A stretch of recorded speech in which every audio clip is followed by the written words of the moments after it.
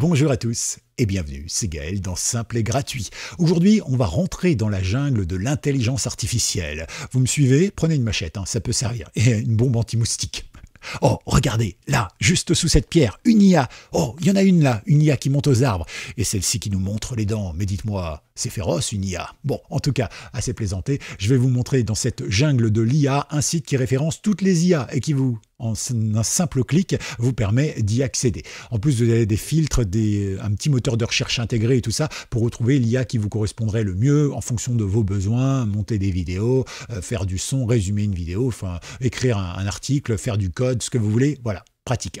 Mais avant de ça, je voulais vous dire deux choses très importantes. La première chose, c'est qu'une IA, ça coûte des milliards et des milliards d'euros.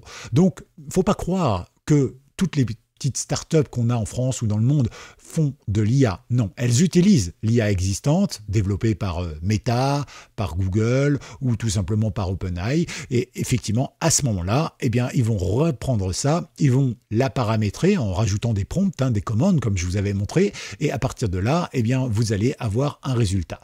Et eux, c'est ça qu'ils vont vous vendre. Ok, d'accord? La majorité des IA, 99% des IA, c'est ça. Ils se servent d'autres IA existantes. Et après, vous avez aussi, eh bien, tous ceux qui vous vendent un truc en disant hey, mon logiciel il fait de l'IA et en fait il n'en fait pas du tout. Voilà, il est simplement basé sur un algorithme. Je vous donne un exemple tout simple, mais il n'y a pas longtemps, j'ai développé pour un média assez important d'ailleurs, il m'a demandé, tiens, est-ce que tu peux me faire un petit logiciel d'automatisation des tâches? Au lieu de faire une fois, deux fois, trois fois, 10 fois la même tâche dans la journée ou à suivre, est-ce que lui, il pourrait pas le faire tout seul? Eh bien, si. Alors du coup, ils ont un logiciel et c'est un logiciel propriétaire, donc on ne peut pas rentrer dans le code pour modifier le logiciel. Ok, il appartient à une autre entreprise. Donc ce qui se passe, c'est que j'ai dû me greffer par-dessus.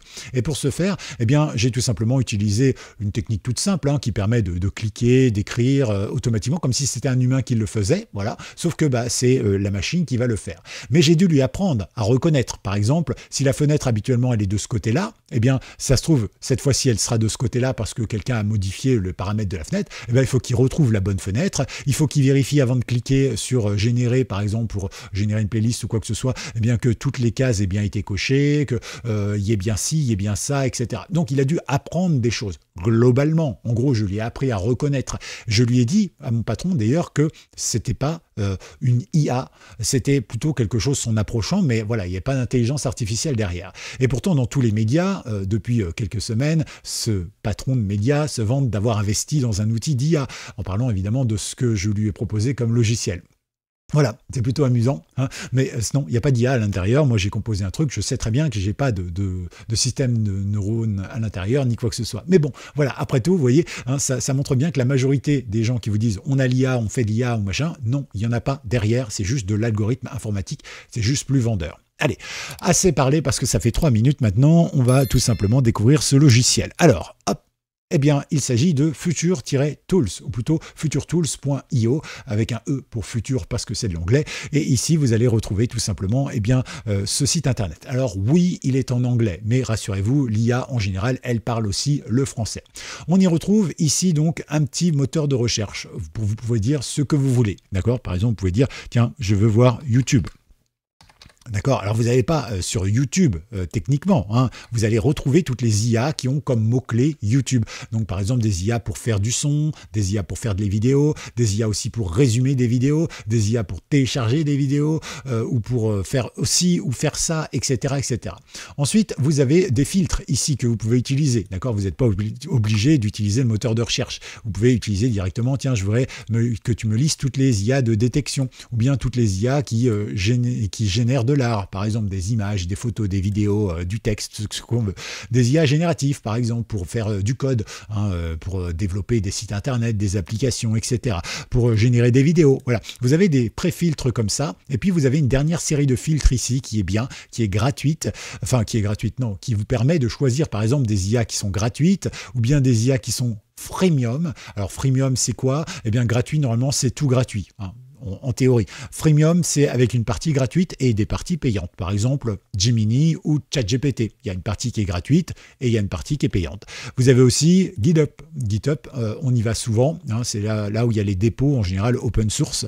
Vous avez aussi Google Colab. On y reviendra. Hein, là aussi, vous avez des sources. Vous avez l'open source, bien sûr. Alors attention, c'est pas parce que c'est open source que c'est gratuit. Hein, je l'ai déjà dit. L'avantage de l'open source, c'est qu'on voit le code. Souvent, on peut prendre le code et le faire soi-même. Mais voilà, globalement, l'open source reste en général gratuit. Vous pouvez cumuler bien sûr les deux. Vous pouvez choisir bien sûr quelque chose de payant. Voilà. Et vous remarquerez qu'à chaque fois que j'active quelque chose, ça change ici, idem, si je tape un mot-clé. On va retaper YouTube.